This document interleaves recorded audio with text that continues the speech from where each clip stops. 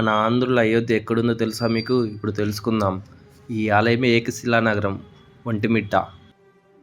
మొదటిగా ఈ ఆలయం నందున సీతారామ లక్ష్మణులు ఏకశిలలో ఉన్నందున ఈ క్షేత్రం ఏకశిలా నగరముగా ప్రసిద్ధి చెందినది. రామలక్ష్మణులు చిన్నపిల్లలుగా ఉన్నప్పుడు విశ్వామిత్రుడు వారిని తమ యాగరక్షణకు తీసుకెళ్లాడని మనకందరికీ తెలిసిందే. కానీ సీతారామ కళ్యాణం జరిగినా కూడా అలాంటి సందర్భమే మరొకటి ఏర్పడింది.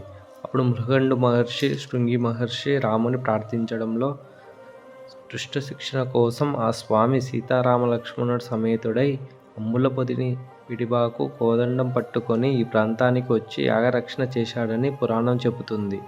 అందులో ప్రతీకగా ఆ మహర్షులు సీతారామ లక్ష్మణుల విగ్రహాలను ఏకశిలగా చెక్కించారని, తర్వాత జాంబవంతుడి విగ్రహాలను ప్రాణప్రతిష్ఠ చేశారని ఇక్కడ ప్రజల విశ్వాసం.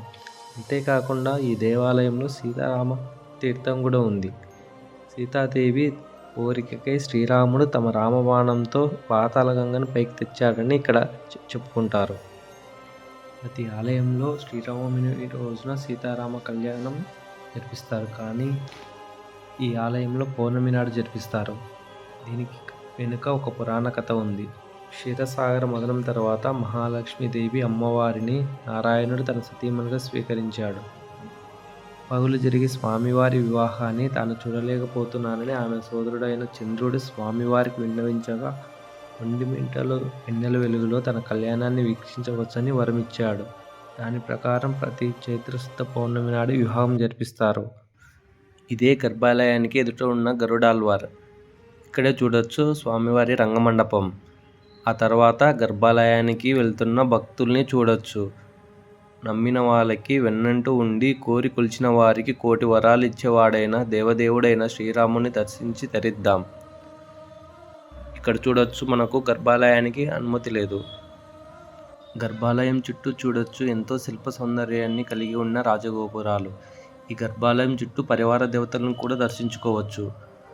గర్భాలయానికి మొదటగా ఎడమవైపు వెళ్తే దక్షిణ రాజగోపురం చూడొచ్చు.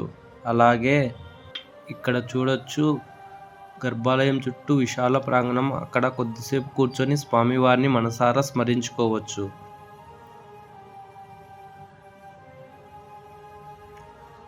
ఇక్కడ నుంచి కొద్దిగా ముందుకెళ్తే డోలోత్సవ మండపం ఉంటుంది.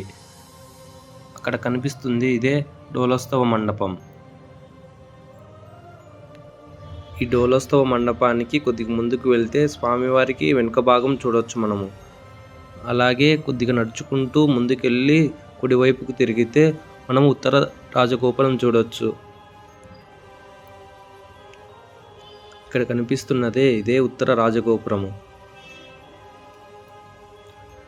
ఈ రాజగోపురానికి ప్రక్కనే ఉన్నది శ్రీ రామలింగేశ్వర స్వామి ఆలయము.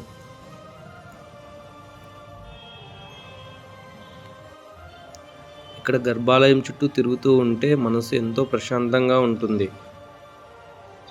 ఇక్కడ నుంచి కొద్దిగా ముందుకెళ్తే ఇక్కడ చూడొచ్చు శ్రీ రామలింగేశ్వర స్వామి వారి సన్నిధి.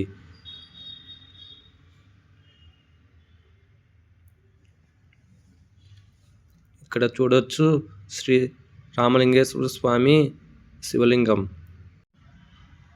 ఈ ఆలయానికి కొద్దిగా ముందుకెళ్తే ఒక మండపం ఉంటుంది. ఈ మండపాన్నే సీతమ్మ వారి ఎదుర్కోల మండపం అంటారు.